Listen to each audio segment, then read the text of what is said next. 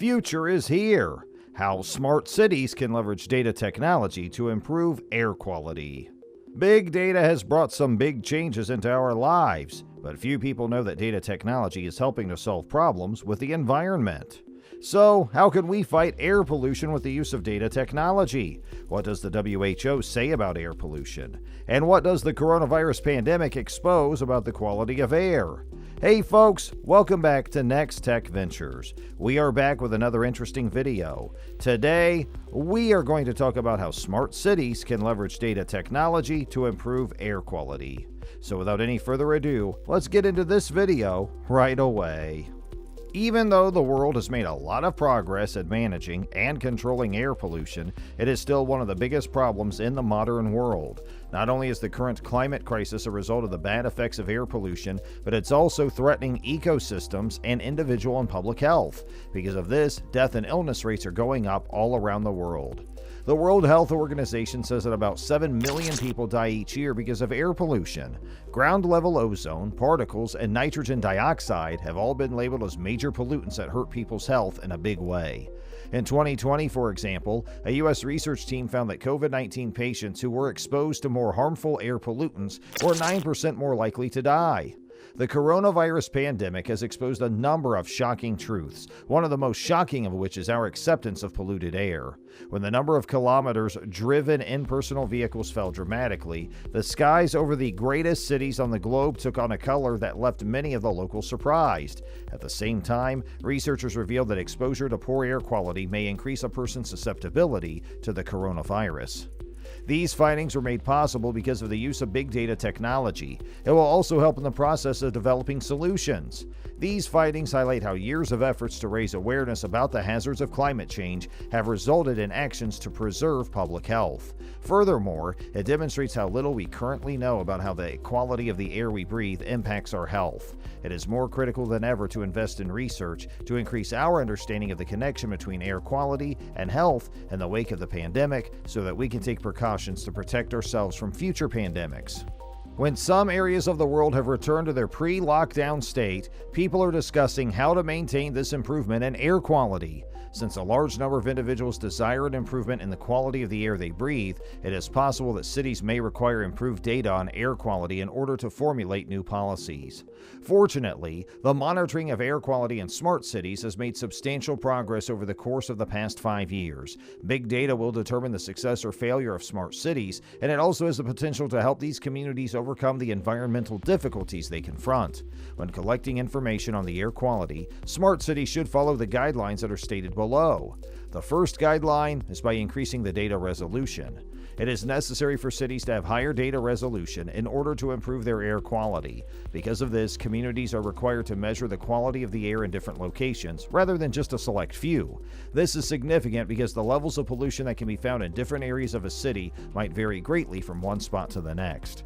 For a number of years, the only way to determine the quality of the air was to collect samples of the atmosphere and have them analyzed in a laboratory.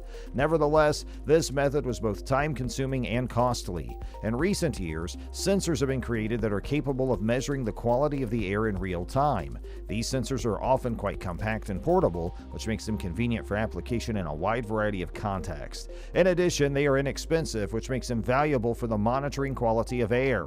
There are other choices available, each of which comes with its own set of advantages and downsides, but the majority of towns still rely on physically installed sensors to collect data. Mobile surveying is one alternative, and it can produce a considerably larger profile over time, despite the fact that it is less accurate. In most cases, car-mounted sensors are used for these surveys. However, some towns are bucking the trend by conducting mobile surveys with municipal vehicles, drones, and bike-share bikes. While many towns continue to struggle with the issue of air pollution, others are starting to look to cutting-edge technology for assistance. These sensors are becoming more prevalent and provide useful information about the surrounding environment. However, these sensors are only able to cover a small region, therefore there will be some gaps in the data. Environmental data providers are now making use of models that are based on fluid dynamics to fill in these gaps and make air quality predictions for any site. This technique is still in its infancy, and there are issues with its accuracy of using it. Nevertheless, it is a low-cost alternative that may be combined with other strategies to enhance the quality of the data concerning the air. Second, measuring the ROI of air quality sensors.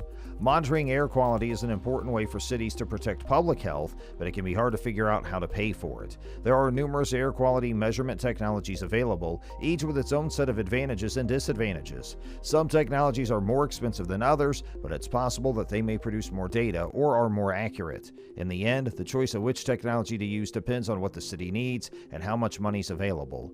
The finance of projects aimed at monitoring the quality of the air can come from a variety of sources, including grants, loans, and private investment. The level of demand, as well as the resources that are available, will determine which option is the best for any particular community. No matter how they pay for it, cities should invest in air quality monitoring to protect public health and improve air quality.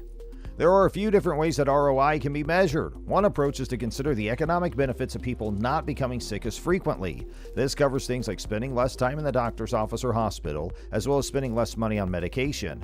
Another method for calculating ROI is to consider how much air pollution costs our economy each year. The cost to the economy of air pollution is 1% of global GDP, or around $2.6 trillion annually. Therefore, taking steps to reduce air pollution could have a large and beneficial effect on an urban area's economy. In addition, enhancing the air quality would result in better health outcomes for local populations, which would in turn lead to reduced expenses associated with health care. As cities continue to deal with the effects of air pollution, it's important to think about both the human and financial costs of the public health crisis. Thirdly, looking for new ways to put data to good use. There are a variety of creative applications for the data that is collected from sensors that measure the quality of the air. For instance, the city of Leeds in the United Kingdom has installed quality detecting and geofencing equipment in its whole fleet of hybrid vehicles. When the vehicles enter regions with poor air quality, they're able to switch themselves over to an electric-only mode immediately thanks to this feature. As a direct consequence of this, the city's fleet of hybrid vehicles is in a position to dramatically cut emissions in regions where there's a problem with air pollution. In a similar manner, cities have the ability to map hot regions of fine particulate matter by using data from their air quality sensor networks. They will then be able to collaborate with locals in these regions to identify the causes of the pollution and devise methods for bringing about a reduction in emissions. Cities can take steps to improve air quality and protect public health by coming up with new ways to use data from air quality sensors. Will smart cities be able to lead to better air quality? In the coming years, most of the world's people are expected to live in cities. Because of this expected rise, it's important for cities to get smarter and use the newest, most innovative technologies to make the air better.